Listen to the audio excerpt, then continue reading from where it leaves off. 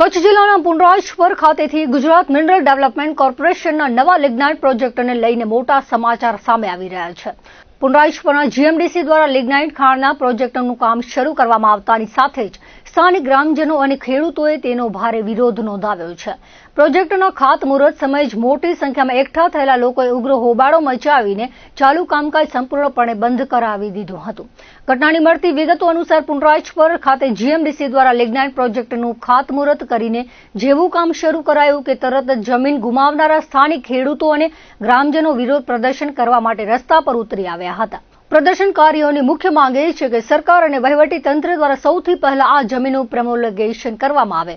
આ સાથે જ ખેડૂતોએ સ્પષ્ટ રજૂઆત કરી છે કે વહીવટી તંત્ર દ્વારા પહેલા તેમની જમીનોની યોગ્ય માપણી કરવામાં આવે અને ત્યારબાદ જ આ પ્રોજેક્ટની આગળ કામગીરી શરૂ કરવામાં આવે છે. જમીન માપણી અને પ્રોમોલગેશનની પ્રક્રિયા વગર જ કામ શરૂ કરી દેવાતા ખેડૂતોમાં ભારે આક્રોશ જોવા મળી રહ્યો છે. ગ્રામજનોના આ આક્રમક મૂડ અને વિરોધ પ્રદર્શનને પગલે સ્થિતિ વધુ વણસે નહીં તે માટે તંત્ર દ્વારા ઘટના સ્થળે ચુસ્ત પોલીસ બંદોબસ્ત ગોઠવી દેવામાં આવ્યો છે.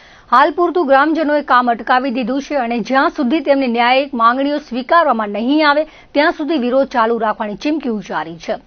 બીજી તરફ તંત્ર દ્વારા જમીન માપણી બાદ જ આગળનું કામ શરૂ કરવાની માંગ સાથે પોલીસ તૈનાત રાખવામાં આવી છે.